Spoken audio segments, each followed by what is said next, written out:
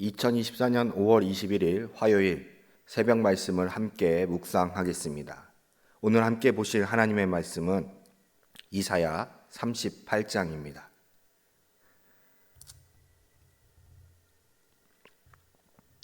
그때 히스기야가 병들어 죽게 되니 아모스의 아들 선지자 이사야가 나아가 그에게 이르되 여호와께서 이같이 말씀하시기를 너는 내 집에 유언하라. 내가 죽고 살지 못하리라 하셨나이다 하니 히스기야가 얼굴을 벽으로 향하고 여호와께 기도하여 이르되 여호와여 구하오니 내가 주 앞에서 진실과 전심으로 행하며 주의 목전에서 선하게 행한 것을 기억하옵소서 하고 히스기야가 심히 통곡하니 이에 여호와의 말씀이 이사야에게 임하여 이르시되 너는 가서 히스기야에게 이르기를 내 조상 다윗의 하나님 여호와께서 이같이 말씀하시기를 내가 내 기도를 들었고 내 눈물을 보았노라. 내가 내 수 안에 15년을 더하고 너와 이 성을 아수르 왕의 손에서 건져내겠고 내가 또 이 성을 보호하리라. 이는 여호와께로 말미암는 너를 위한 징조이니 곧 여호와께서 하신 말씀을 그가 이루신다는 증거이니라. 보라, 아하스의 해시계에 나갔던 해 그림자를 뒤로 10도를 물러가게 하리라 하라 하시더니 이에 해시계에 나아갔던 해 그림자가 10도를 물러가니라. 유다 왕 히스기야가 병들었다가 그의 병이 나은 때에 기록한 글이 이러하니라. 내가 말하기를 나의 중년의 수올의 문에 들어가고 나의 여생을 빼앗기게 되리라 하였도다. 내가 또 말하기를 내가 다시는 여호와를 배웁지 못하리니 산자의 땅에서 다시는 여호와를 배웁지 못하겠고 내가 세상의 거민 중에서 한 사람도 다시는 보지 못하리라 하였도다. 나의 거처는 목자의 장막을 거듭같이 나를 떠나 옮겨졌고 직공이 배를 걷어 마름같이 내가 생명을 말았도다. 주께서 나를 틀에서 끊으시리니 조석간에 나를 끝내시리라. 내가 아침까지 견디었사오나 주께서 사자같이 나의 모든 뼈를 꺾으시오니 조석간에 나를 끝내시리라. 나는 제비같이 학같이 지적이며 비둘기같이 슬피 울며 내 눈이 쇠하도록 앙망하나이다.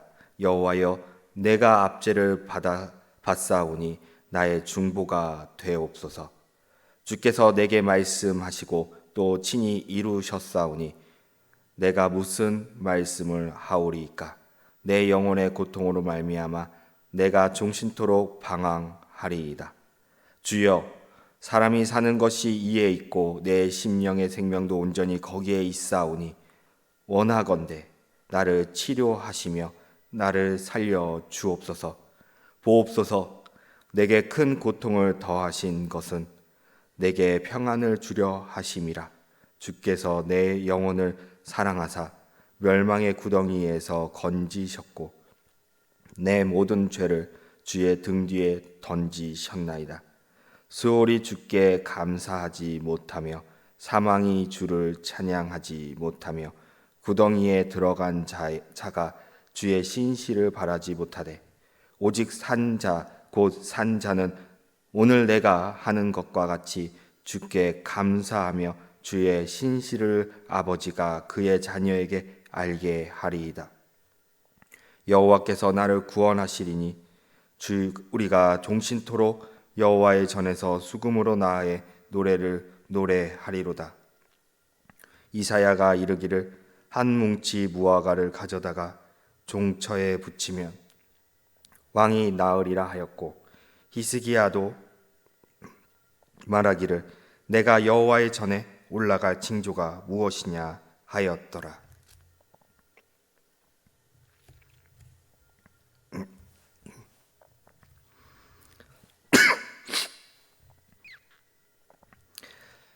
그리스도인의 능력의 근원이라는 제목으로 함께 말씀을 묵상하기 원합니다. 역대하 29장 1절의 말씀을 보면 히스기야가 왕위에 오를 때에 나이가 25세라. 예루살렘에서 29년 동안 다스리니라. 그의 어머니의 이름은 아비야요 스가랴의 딸이더라. 히스기야가 왕위에 오를 때가 25세, 그리고 왕위에 올라 29년을 다스리다가 하나님께 54세의 부르심을 받습니다. 여기서 15년을 빼면 39세의 병을 얻었다가 하나님의 은혜로 15년을 더 살게 된 것이지요. 이사야 36장 1절을 보면 히스기야 왕 14년에 아수르 왕 사네립이 올라와서 유다의 모든 경관성을 쳐서 취하리라. 그가 아수르의 침략과 함께 협박을 받았던 때, 히스기야 병을 얻어 죽음의 위기가 있었을 때가 같았던 때입니다. 즉 본문 1절에서 말하는 그때에는 아수르의 침략이 있던 때입니다. 장수는 38장이지만 36장부터 동일한 시기임을 말하고 있습니다. 그럼에도 38장에 왜 히스기야의 병을 기록한 것인가? 하나님을 향하여 망언을 퍼부으며 자신의 신전에 있었던 사네립에 대해서는 하나님께서 그를 심판하셨지만, 하나님께 도움을 간구하며 하나님께 기도했던 히스기야는 생명을 받은 것에 대한 대조적으로 보여주기 위함입니다.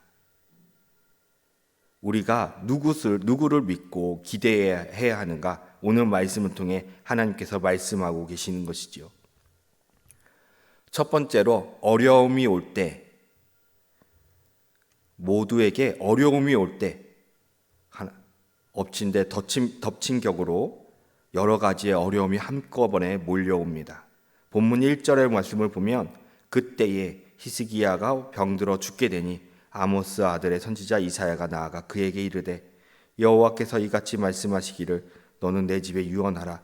내가 죽고 살지 못하리라 하셨나이다 하니, 하나님께서 히스기야가 죽을 것을 말씀하셨습니다.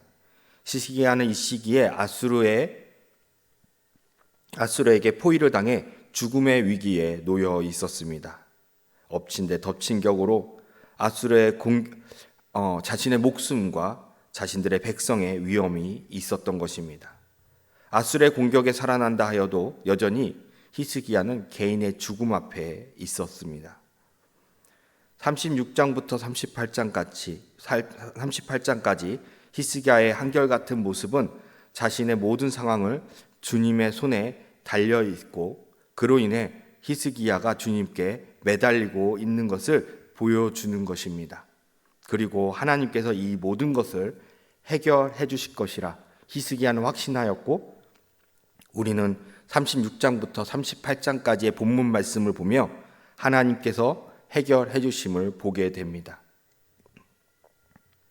히스기야가 하나님을 향해 가졌던 그 믿음, 이러한 모습은 하나님이 자신의 인생의 주되심을 인정하는 것입니다.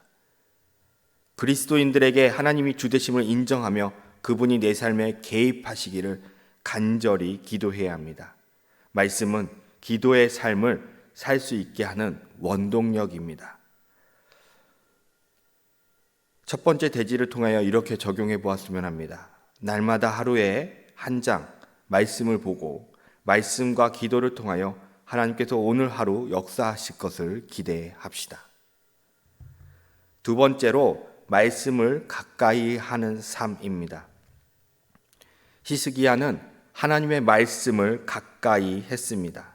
선지자의 입술을 통해 나오는 그 하나님의 말씀에 귀 기울였고, 하나님의 말씀에 귀 기울였기 때문에 그는 하나님 앞에 기도할 수 있었습니다. 역대하 29장에 그가 즉위하고 그가 했던 첫 일들은 성전문을 고치고 레위인 제사장과 레위인들을 모아 정화 작업을 시작하였던 것입니다. 하나님의 일을 하는 자들이 마땅히 해야 할 본분을 명하였습니다. 남유다에 잡고 있던 모든 이방신들을 없애고 하나님 앞에 돌아가고자 노력했습니다. 전쟁을 앞두고 있을 때에 히스기야 본인은 병이 들었습니다. 그때에 그는 자신의 힘과 등으로 또는 자신의 지혜로 그 어느 것도 헤쳐나갈 수 없음을 알고 있었기 때문에 하나님의 말씀에 귀 기울이고 하나님께서 명하시는 것을 순종하고자 하였습니다. 모든 위기에서 벗어나 남유다가 부강해졌을 때 히스기야가 잠시 교만에 빠졌었습니다.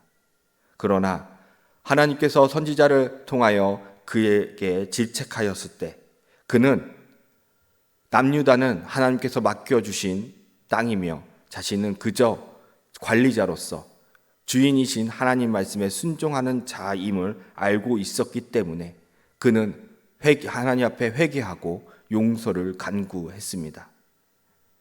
우리의 삶 속에서 하나님의 역사를 경험하기 원한다면 주님이 우리의 주인 되시며 우리의 삶의 관리자임을 기억하고 말씀에 즉각적으로 반응해야 합니다. 예배 시간에 나에게 주시는 말씀이 무엇인지 듣고 기억하며 순종해야 합니다. 그 말씀이 은혜가 되고 때로는 화가 되기도 합니다. 은혜가 된다면 그 말씀 앞에 겸손히 반응하여 은혜는 감사로 반응하고 화는 자신을 돌아보고 회개의 기회가 될 것을 인지하며 그의 감사로 반응해야 할 것입니다. 두 번째 대지를 통하여 이렇게 적용해 보았으면 합니다. 말씀을 날마다 묵상하며 말씀대로 하나님께서 내 삶에 개입하시기를 소망합시다.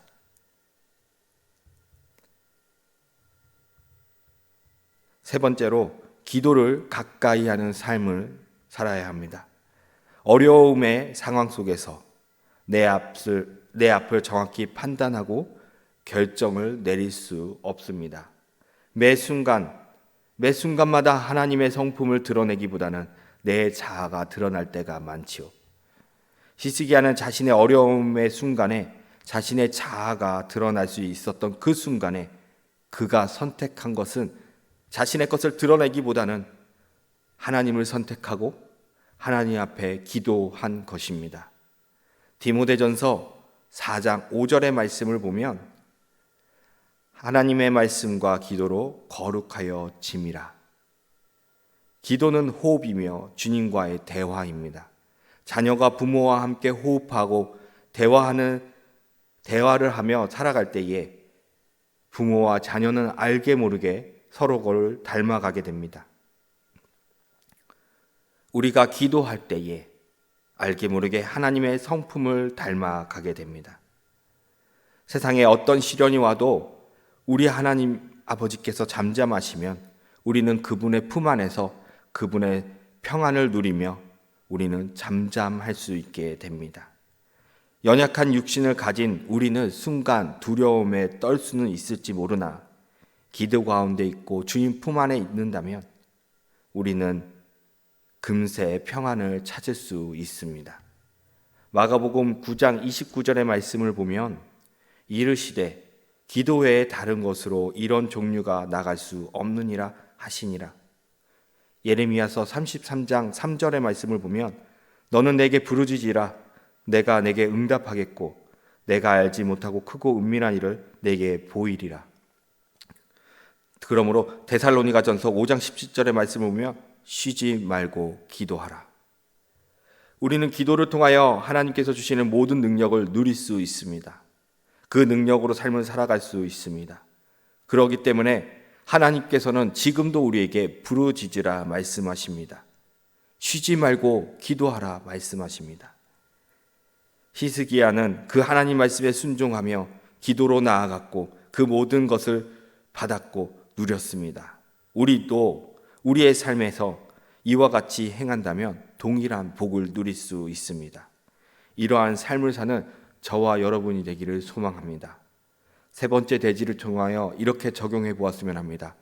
우리는 하루 동안 있을 모든 행사를 매 순간마다 주님께 아뢰며 기도합시다.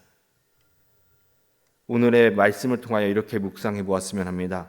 말씀과 기도가 없는 삶은 하나님에 대한 기대도 없습니다.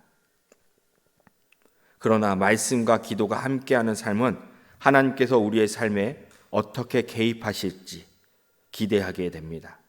매일 하나님의 성실하심과 신실하심을 기대하는 우리가 되길 소망합니다. 기도하시겠습니다. 은혜의 하나님, 오늘도 말씀을 통하여 어떤 삶을 살기를 원하시는지를 깨닫게 하심에 감사합니다. 주님의 말씀을 보며 순종하는 것은 우리의 삶의 주인이 하나님이심을 우리 자신을 통해 증명하는 것입니다. 주님, 육신이 연약하지만 주님, 점점 온전하여져서 말씀의 순종과 복종의 삶을 살게 하시고 기도를 통하여 하나님을 닮아가는 자가 되게 하시며 하나님과 하나 되게 하여 주시옵소서. 어린아이가 부모를 온전히 신뢰하고 의지하듯 기도를 통하여 온전히 주님을 의지하는 주님의 자녀가 되게 하여 주시옵소서. 오늘도 주님께서 우리의 삶에 행하실 일을 기대하는 하루가 되게 하여 주시옵소서. 이 모든 말씀 우리 주 예수 그리스도의 이름으로 기도합니다. 아멘.